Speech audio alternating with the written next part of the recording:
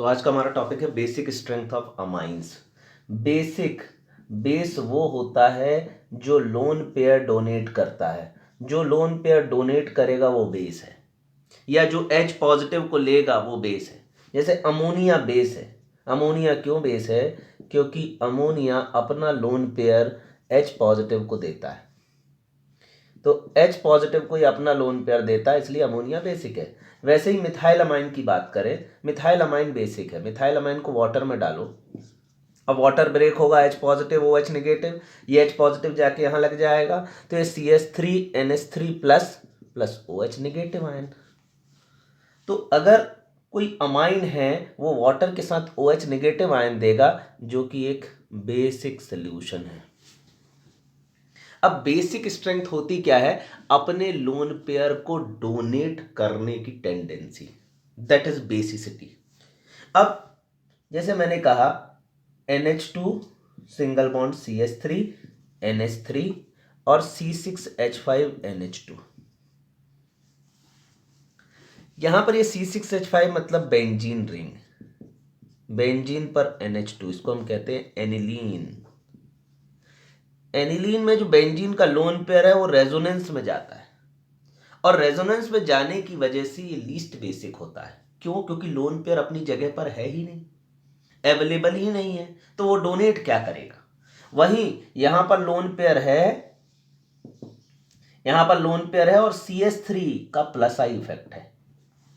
Plus I effect मतलब कि वो अपने इलेक्ट्रॉन भी इस लोन पेयर की तरफ दे रहा है, मतलब यहां पर इलेक्ट्रॉन डेंसिटी को और बढ़ा रहा है, मतलब कि इस नाइट्रोजन को मोटिवेट कर रहा है लोन पेयर डोनेट करने के लिए, तो इसका प्लस आई इफेक्ट है।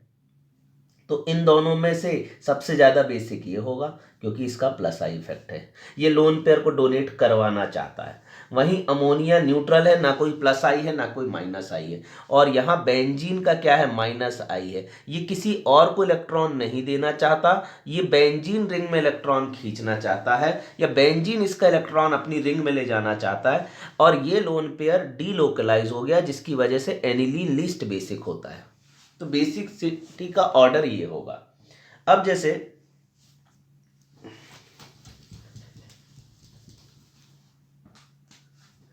CH3N CH3 मैंने बताया basic strength is directly proportional to plus I, inversely proportional to minus आई।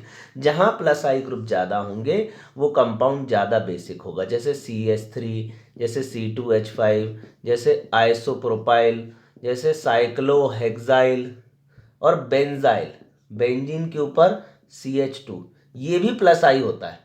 हाँ, वहीं बेंजीन जो है ये माइनस आई होता है, Cl Br और NO2 और फ्लोरीन, ये माइनस आई है और ये प्लस आई है। तो बेसिक स्ट्रेंथ की हम बात करें तो जहां पर ये ग्रुप होंगे वो ज्यादा बेसिक होगा। तो यहां पर देखा जाए ये 3 डिग्री अमाइन है, ये 2 डिग्री अमाइन है। नाइट्रोजन 2 साइड कार्बन से जुड़ा है 2 डिग्री, 3 साइड जुड़ा है 3 डिग्री।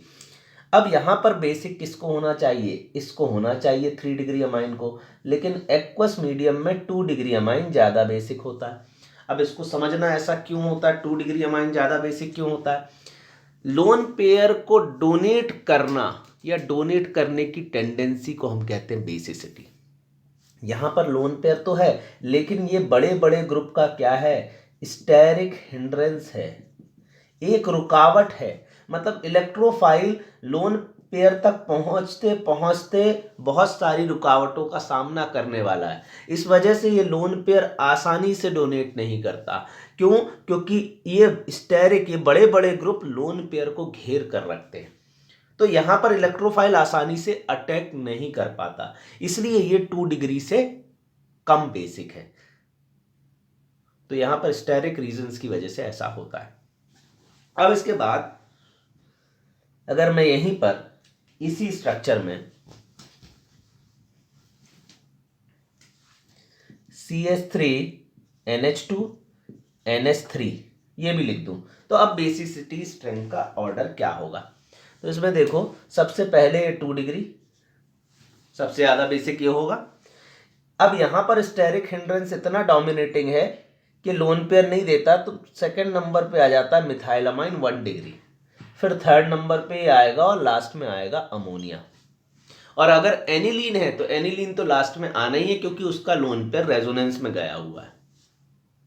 वहीं अगर यहां मिथाइल की जगह इथाइल होता C2H5N C2H5 C2H5 तो ऑर्डर क्या होता, ये 3 डिग्री है, N डाइथाइल इथेनामाइन है, CH3CH2N H CH2CH3 ये 2 डिग्री, CH3CH2NH2 फिर NH3। तो सबसे ज़्यादा बेसिक कौन सा होगा, सबसे ज़्यादा बेसिक होगा ये 2 डिग्री। लेकिन इस केस में 1 डिग्री नहीं होता ज़्यादा बेसिक, 3 डिग्री ज़्यादा बेसिक होता है। तो सेकंड ये आएगा, थर्ड ये आएगा, फोर्थ ये आएगा। आपको तो ये याद रखना, जब मिथाइल हो, जब एक कार्बन हो तो 2 डिग्री के बाद 1 डिग्री आता है। मिथाइल के केस में 1 डिग्री पहले आता है। तो ये ऑर्डर हमको याद ही रखना पड़ेगा। Basicity in aqueous medium, aqueous medium में बेसिसिटी का ऑर्डर ये है। अब इसी क्वेश्चन को वो पूछता है कि गैसियस फेज में बेसिसिटी का ऑर्डर बताओ। तो अब मैं बता रहा हूं आपको गैसियस फेज में बेसिसिटी का ऑर्डर।